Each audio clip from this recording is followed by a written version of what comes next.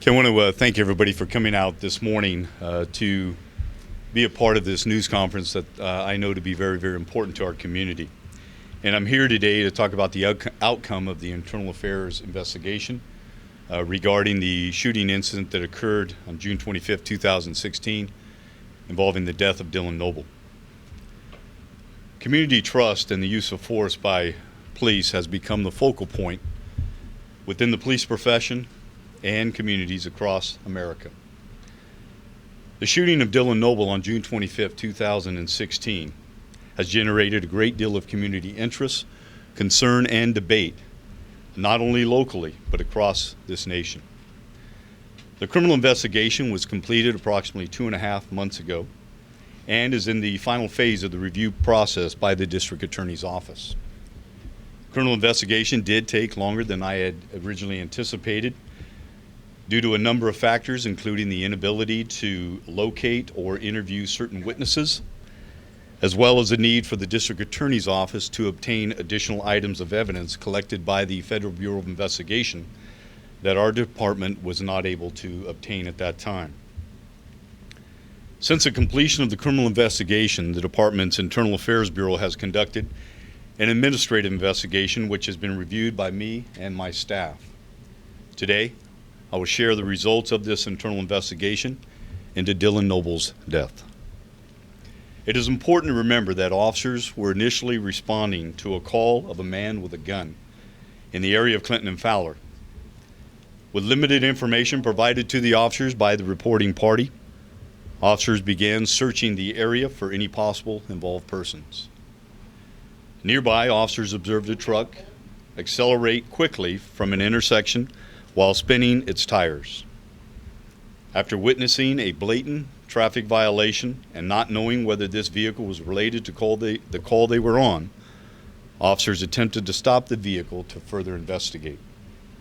The truck, later determined to be driven by Dylan Noble, did not immediately pull over, despite the officers activating the vehicle's emergency lights and siren. Eventually, Noble did pull over into a convenience store parking lot. During the initial contact, the interaction between the officers and Dylan Noble was captured on video by the officer's body-worn camera. This video clearly demonstrated from the moment officers first made contact with Noble, he failed to obey the repeated commands of officers and did everything in his power to make the officers believe that he was concealing a firearm and preparing to use that firearm on the officers.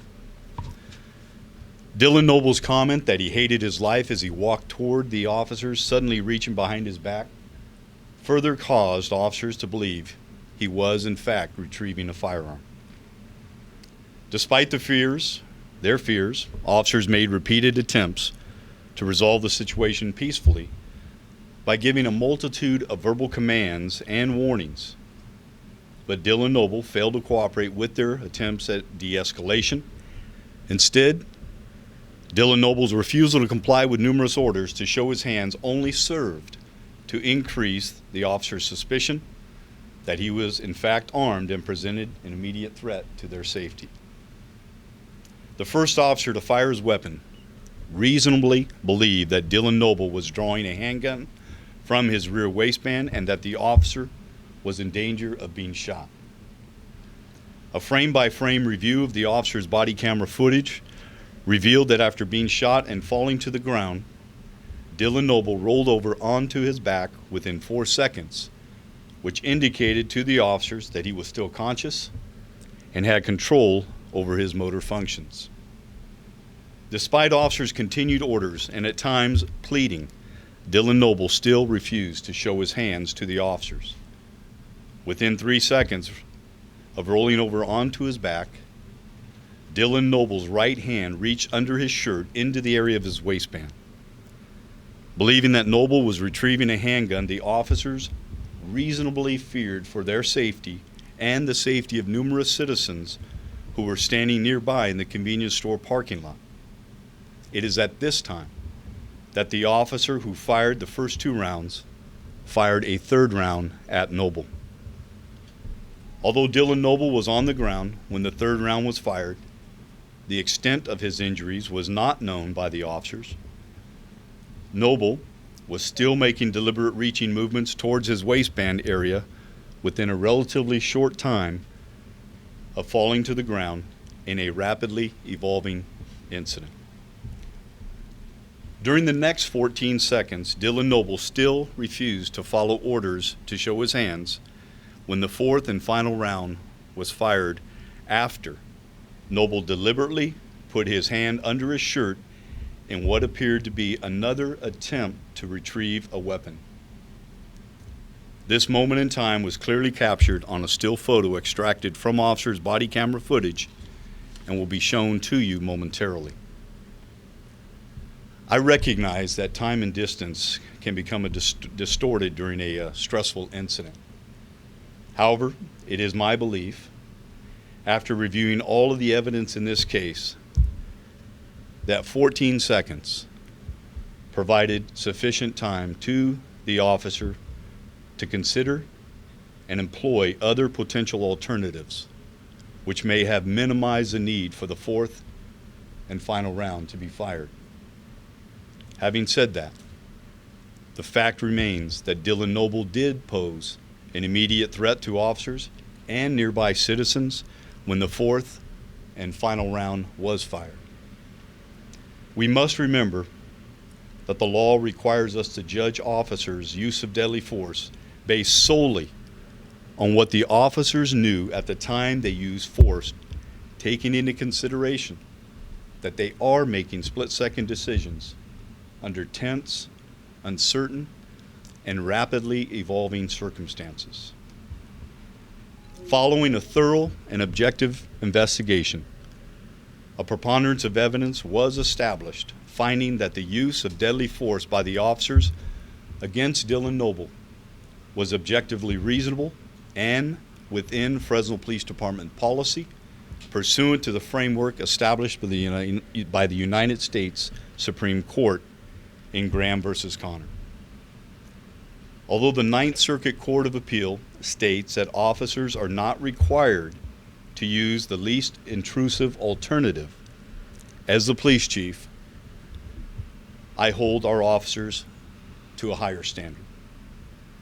As such, I have determined that the officer who fired the fourth and final round did not use the appropriate tactics in addressing the threat presented by Dylan Noble during that 14-second period between the third and fourth gunshots.